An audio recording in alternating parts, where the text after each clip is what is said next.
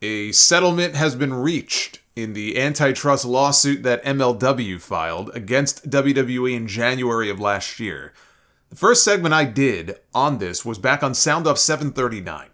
100 episodes later, Sound Off 839, here we are, this case has come to an end. And it came to an end exactly the way that I thought it would, with a settlement. Now, MLW had alleged that WWE has a monopoly over the wrestling industry, including when it came to media rights for wrestling companies.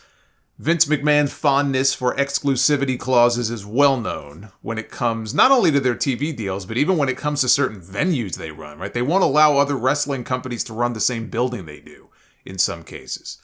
They also alleged that WWE poached talent from MLW and encouraged them to breach their contract so they could sign with WWE. Swerve Strickland was one of those talents they claimed WWE encouraged to opt out of his MLW deal.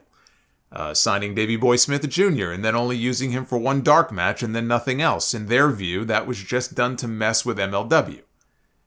The big accusation was that WWE sabotaged a deal that MLW had reached with Tubi TV. And Stephanie McMahon herself got involved by pressuring a Tubi executive to terminate the agreement. Now, for those who don't know, Tubi is owned by Fox, and SmackDown airs on Fox, at least for another 10 months. There was supposedly evidence that existed to prove that Stephanie did in fact get involved. And that to me always sounded like the most damning thing.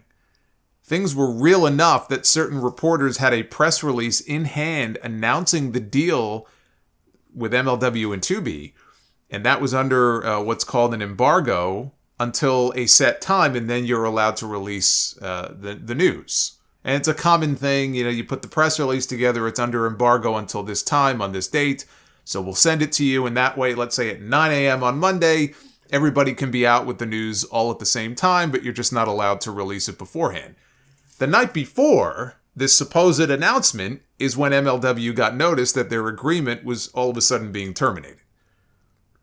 Now, they also claimed that WWE cost them a relationship with Vice Television as well, Vice TV. WWE tried to get the lawsuit dismissed. They failed.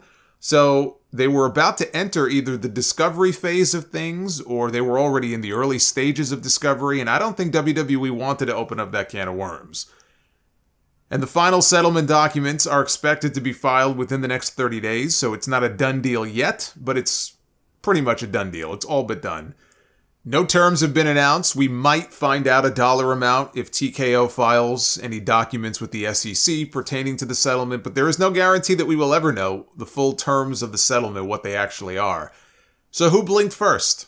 Was it WWE not wanting the headache of stuff coming out in Discovery that could be damaging to them? Or going to a jury trial, which is what MLW wanted, and losing? Right? That would have been bad. That would have been embarrassing for WWE. Or was it MLW's idea to settle this thing as quickly as possible because they were bleeding money? Because MLW is said to be running more shows next year. They're offering cash bonuses all of a sudden to talent for having the best match on each of their shows. So they must have been expecting to get some money very soon. How much money is the question? That we don't know. But as I said from the beginning of all this, Court Bauer was taking a big risk by seeing this through to the very end. Because if he lost, if the trial, let's say he wanted a jury trial, if the trial did not go his way, and he ends up getting no money out of this, with all the money that he will have already spent in legal fees, that probably would have been the end of MLW. A big company like WWE has paid people before to go away. This was no different. A settlement is nothing to them. But losing an antitrust case, that could have been something that had much bigger implications for their business. So it was in their best interest to put this to bed as quickly as possible.